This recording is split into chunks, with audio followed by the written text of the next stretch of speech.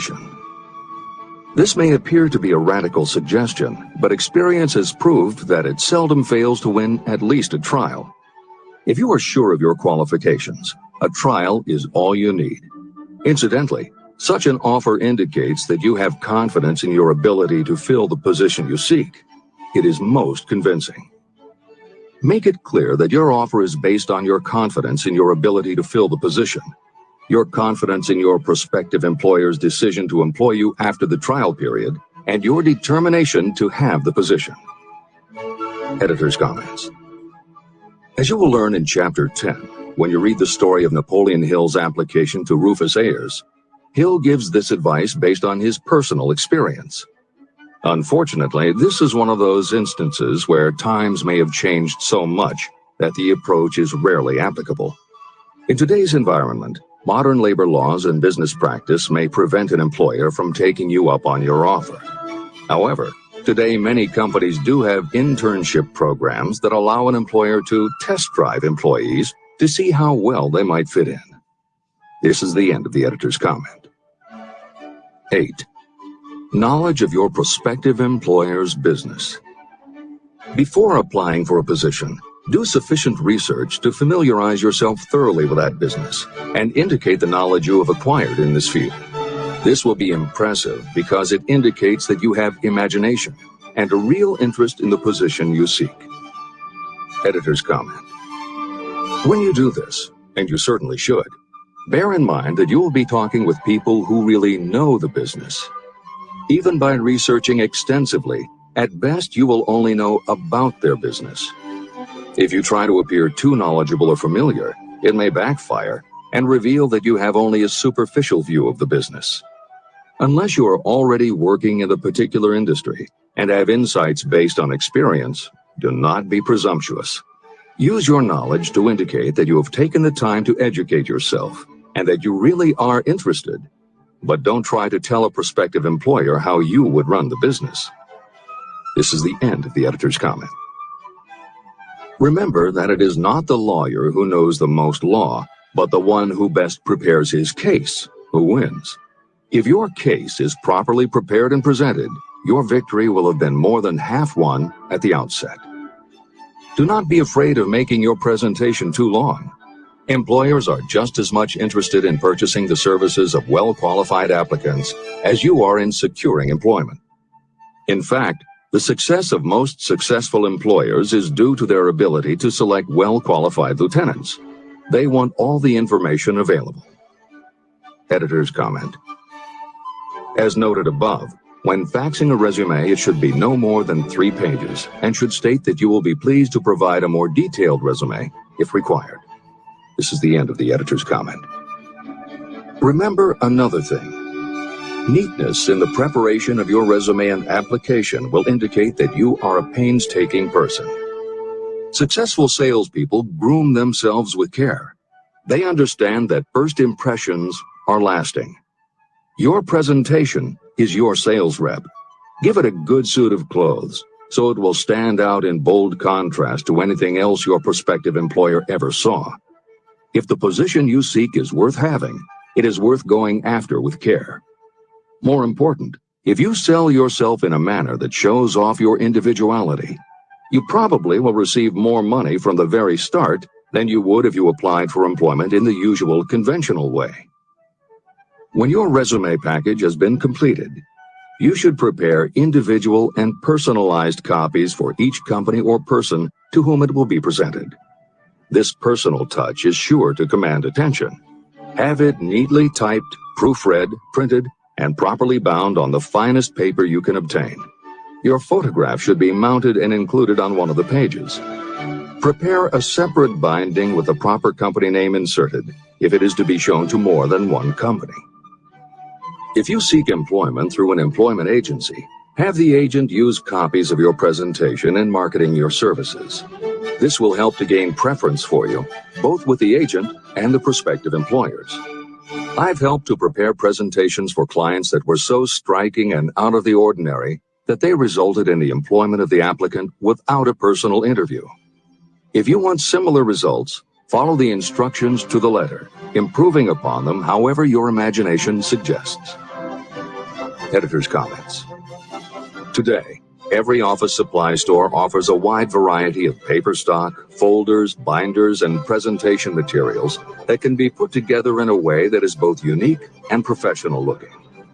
With all of those possibilities available, if you simply present standard sheets of paper stapled in the corner, the response will very likely be standard too. If you apply a little creativity, you should have no trouble preparing a presentation that is tailored to the company to which you are applying, appropriate for the position you seek, and reflective of your personality and style. This is the end of the editor's comments. How to get the exact position you desire.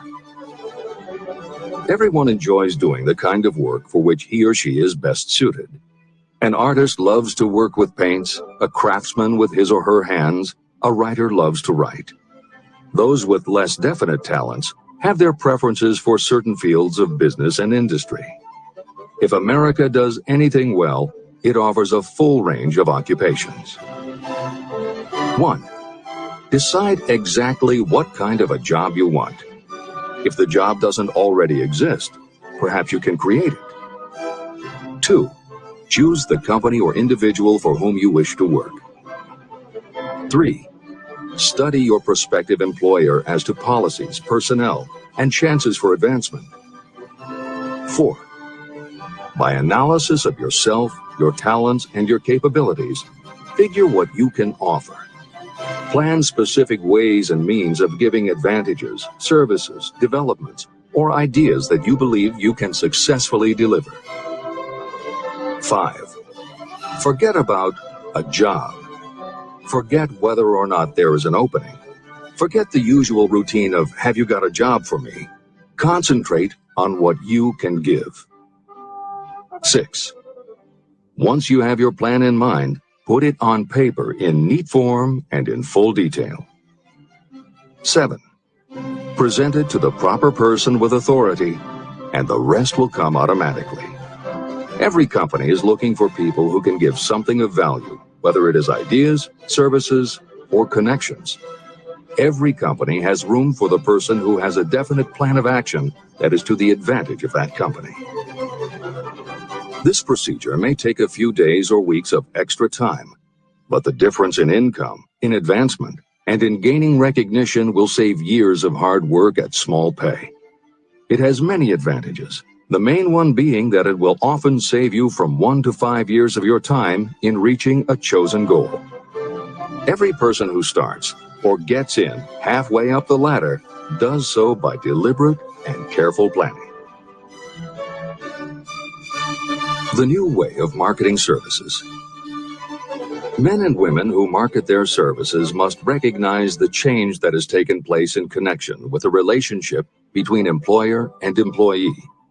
The future relationship should be more in the nature of a partnership, consisting of the employer, the employee, and the public they serve.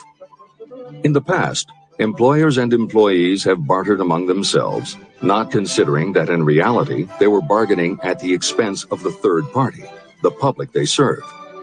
Both the employer and the employee should consider themselves as fellow employees whose business it will be to serve the public efficiently. Editor's comment. In the preceding paragraph, Napoleon Hill once again demonstrates his foresight into the future direction of American business.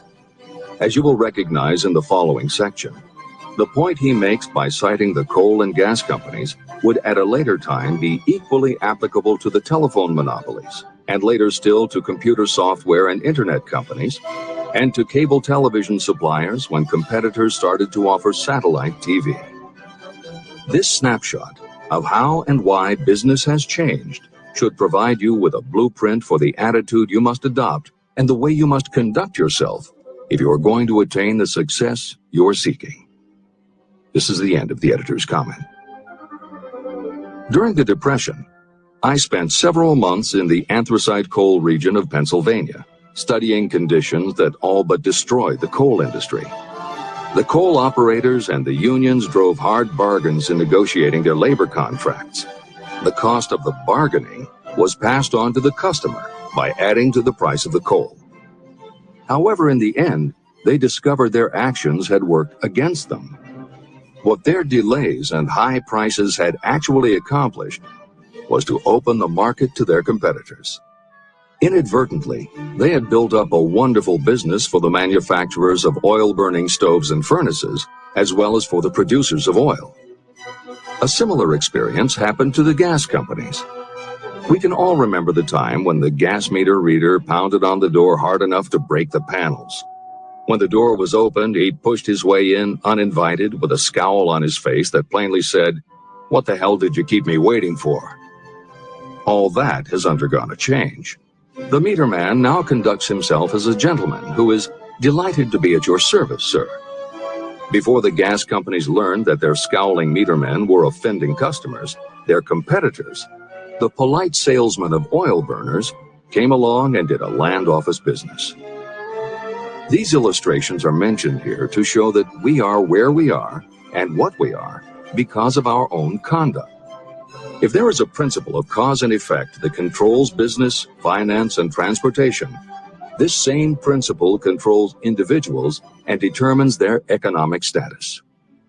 Courtesy and service are the watchwords of merchandising today, and they apply to the person who is marketing personal services even more directly than to the employer. In the final analysis, you are employed by the customer. If you fail to serve well, both you and your employer will pay for it by the loss of the privilege of serving. What is your QQS rating? In the preceding, the causes of success in marketing services effectively and permanently have been clearly described. Unless those causes are studied, analyzed, understood, and applied, no one can market services effectively and permanently. Every man or woman must be their own sales force of their personal services. The quality and the quantity of service rendered, and the spirit in which it is rendered, determine the price and the duration of employment. To market your personal services effectively, which means a permanent market at a satisfactory price under pleasant conditions, you must adopt and follow the QQS formula. QQS means that quality plus quantity plus the proper spirit of cooperation equals perfect salesmanship of service. Remember the QQS formula, but do more. Apply it as a habit. Analyze the formula to make sure you understand exactly what it means.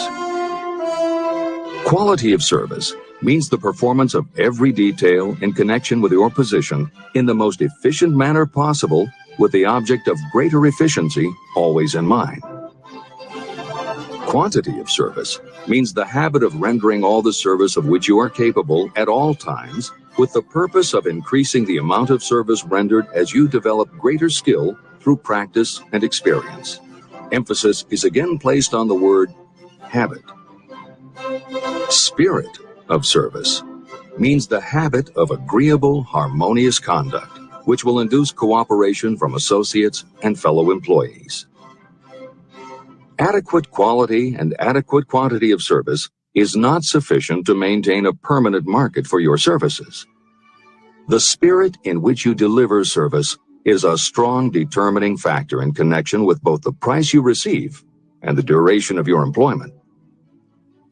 Andrew Carnegie stressed this point in his description of the factors that lead to success in the marketing of personal services. He emphasized again and again the necessity for harmonious conduct. He stressed the fact that he would not retain any man, no matter how great a quantity or how efficient the quality of his work, unless he worked in a spirit of harmony. Mr. Carnegie insisted upon his people working with each other in an agreeable manner. To prove that he placed a high value on this quality, he helped many who met his standards to become very wealthy. Those who did not conform had to make room for others who did. The importance of a pleasing personality has been stressed because it is so important in rendering service in the proper spirit. If you have a personality that pleases and you render service in a spirit of harmony, these assets often make up for what you may lack in both the quality and the quantity of service you render. Nothing, however, can be successfully substituted for pleasing conduct. The capital value of your services. The person whose income is derived entirely from the sale of personal services is a merchant, just like the person who sells hard goods, and such a person is subject to exactly the same rules of conduct as the merchant who sells merchandise. I emphasize this because many people who live by the sale of personal services make the mistake of considering themselves free from the rules of conduct and the responsibilities attached to those who are engaged in marketing commodities. The day of the go-getter has been supplanted by the go-giver. The actual capitalized value of your brain power may be determined by the amount of income you can produce by marketing your services. A fair estimate of the capital value of your brain power may be made by using the following assumptions. Money, the amount of capital, can be borrowed from a bank at a certain rate of interest. Money is worth no more than brains, and it is often worth much less. Therefore, if your brain power is as valuable as money, in effect, you should be lending your brain power, your amount of capital, at least at the same rate that banks charge to lend money. This means that what you earn in a year, your income, is comparable to what a bank earns from a loan in a year, the interest they charge. You can then calculate the capital value of your brain power using this formula. Divide 100 by the current rate of interest that banks charge for lending money. Then multiply the result by the amount of your annual income. As an example, assume that the current interest rate is 5%. Assume your annual income is $50,000. The formula would be as follows. 100 divided by 5 equals 20, and 20 multiplied by 50,000 equals $1 million. Therefore, if you lend out your brain power, your capital, at the same rate as the bank lends money, 5% interest, your brain power is worth $1 million. Competent brains, if effectively marketed, represent a much more desirable form of capital than the money that is required to conduct a business dealing in commodities. This is true because brains are a form of capital that cannot be permanently depreciated by economic depressions, nor can this form of capital be stolen or spent. Moreover, the money that is essential for the conduct of business is as worthless as a sand dune until it has been mixed with efficient brains. The 31 major causes of failure. Life's greatest tragedy consists of men and women who earnestly try and fail. The tragedy lies in the overwhelmingly large majority of people who fail as compared with the few who succeed. I have had the privilege of analyzing several thousand men and women, 98% of whom were classed as failures. My analysis proved that there are 13 major principles through which people accumulate fortunes. Each of the 13 principles of success has its own chapter in this book, and there are 31 major reasons for failure. The 31 causes of failure are listed below. As you go through the list, measure yourself point by point. It will help you to discover how many of these causes of failure stand between you and success. 1. Unfavorable hereditary background. There is little, if anything, that can be done for people who are born with a deficiency in brain power. This is the only one of the 31 causes of failure that may not be easily corrected by any individual. My philosophy can offer only one method of bridging this weakness, through the aid of the mastermind. 2. Lack of a well-defined purpose in life. There is no hope of success for the person who does not have a central purpose or definite goal at which to aim. 98 out of every 100 of those whom I have analyzed had no such aim. Perhaps this was the major cause of their failure. 3. Lack of ambition to aim above mediocrity. I can offer no hope for those who are so indifferent they do not want to get ahead in life and are not willing to pay the price. 4. Insufficient education. This is a handicap that may be overcome with comparative ease. Experience has proven that the best educated people are often those who are self-made or self-educated. It takes more than a college degree to make you a person of education. Any person who is educated has learned to get whatever they want in life without violating the rights of others. Education consists not so much of knowledge, but of knowledge effectively and persistently applied.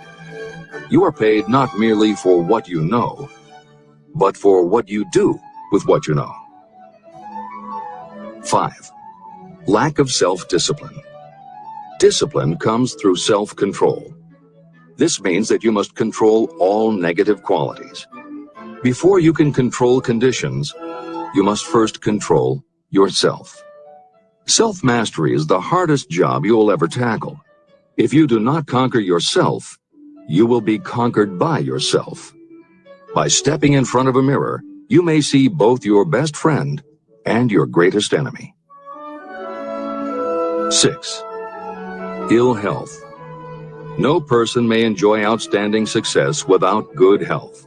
Many of the causes of ill health are subject to mastery and control. These, in the main, are overeating of foods not conducive to health, wrong habits of thought or negative thinking, wrong use of and overindulgence in sex, lack of proper physical exercise, an inadequate supply of fresh air due to improper breathing. 7. Unfavorable environmental influences during childhood. As the twig is bent, so shall the tree grow. Most people who have criminal tendencies acquire them as the result of bad environment and improper associates during their childhood or youth. Procrastination. This is one of the most common causes of failure. Procrastination stands within the shadow of every human being, waiting its opportunity to spoil your chances of success. Most of us go through life as failures because we are waiting for the time to be right to start doing something worthwhile. Do not wait. The time will never be just right. Start where you stand. Work with whatever tools you have at your command, and you will acquire better tools as you go along. 9. Lack of persistence. Most of us are good starters, but poor finishers of everything we begin. People are prone to give up at the first signs of defeat. There is no substitute for persistence.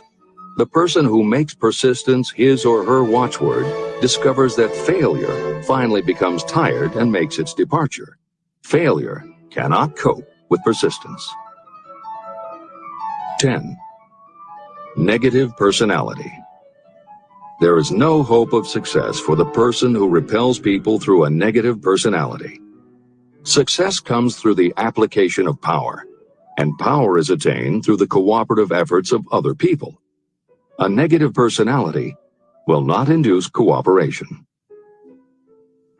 11.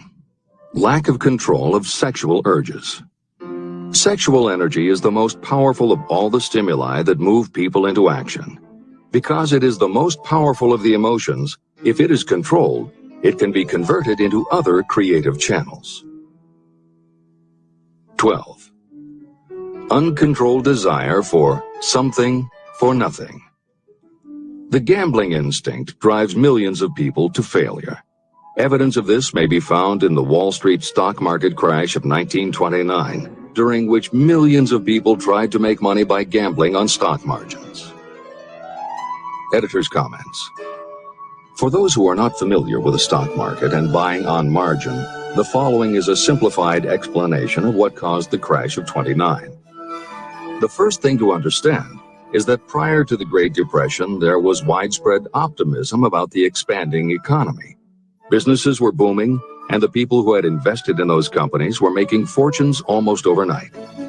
When the average person saw how much money was being made, they wanted to get in on it, and there was a way for them to do it. Even average people who didn't have enough ready cash to buy stocks could do so because brokers allowed customers to purchase stocks on margin by making what amounted to a down payment.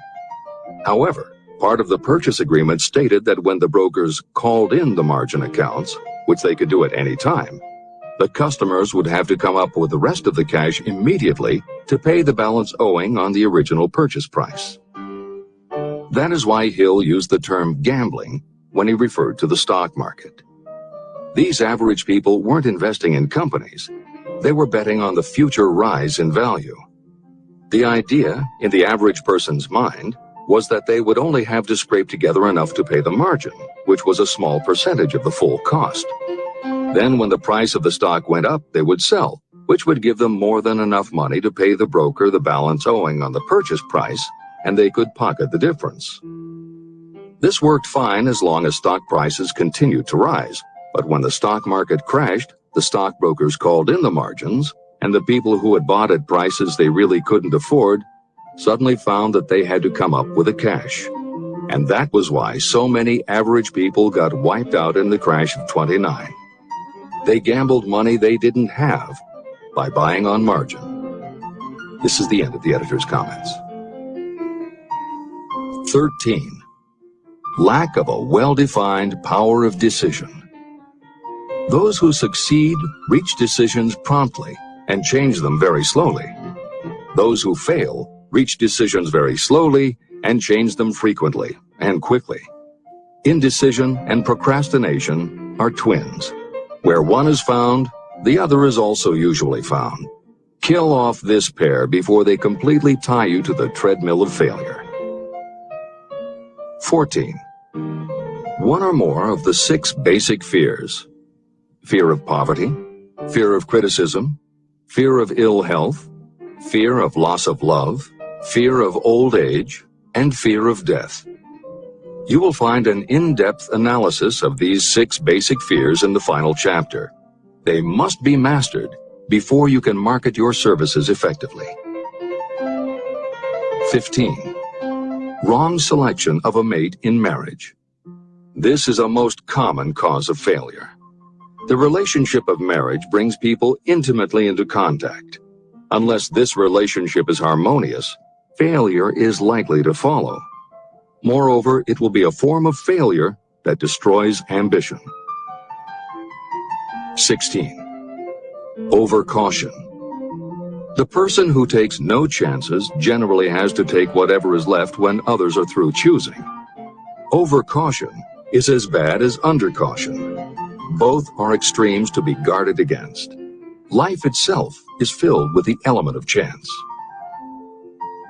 17. Wrong selection of associates in business. This is one of the most common causes of failure in business. In marketing personal services, you should use great care to select an employer who will be an inspiration and who is intelligent and successful. We emulate those with whom we associate most closely. Pick an employer who is worth emulating. 18. Superstition and prejudice. Superstition is a form of fear. It is also a sign of ignorance. Successful people keep open minds and are afraid of nothing. 19. Wrong selection of a vocation. You cannot have outstanding success in work that you do not like. The most essential step in the marketing of personal services is that of selecting an occupation into which you can throw yourself wholeheartedly. Although money or circumstances may require you to do something you don't like for a time, no one can stop you from developing plans to make your goal in life a reality. Editor's comments. Most contemporary experts agree with Napoleon Hill's statement that finding the work you love is of key importance in achieving success that is truly rewarding. This concept coincides so well with modern attitudes that it has inspired a number of books, including Feel the Fear and Do It Anyway by Susan Jeffers, Wishcraft by Barbara Sher, and Do What You Love, The Money Will Follow by Marcia Sinitar. All 3 books became bestsellers by expanding upon that single concept. This is the end of the editor's comments. 20. Lack of concentration of effort. The jack of all trades seldom is good at any. Concentrate all of your efforts on one definite chief aim. 21. The habit of indiscriminate spending. You cannot succeed if you are eternally in fear of poverty. Form the habit of systematic saving by putting aside a definite percentage of your income. Money in the bank gives you a very safe foundation of courage when bargaining for the sale of personal services. Without money, you must take what you are offered and be glad to get it. 22. Lack of enthusiasm. Without enthusiasm, you cannot be convincing. Moreover, enthusiasm is contagious, and the person who has it under control is generally welcome in any group of people. 23. Intolerance. The person with a closed mind on any subject seldom gets ahead. Intolerance means that you have stopped acquiring knowledge. The most damaging forms of intolerance are those connected with religious, racial, and political differences of opinion. 24. Intemperance. The most damaging forms of intemperance are connected with overeating, alcohol, drugs, and sexual activities. Overindulgence in any of these can be fatal to success.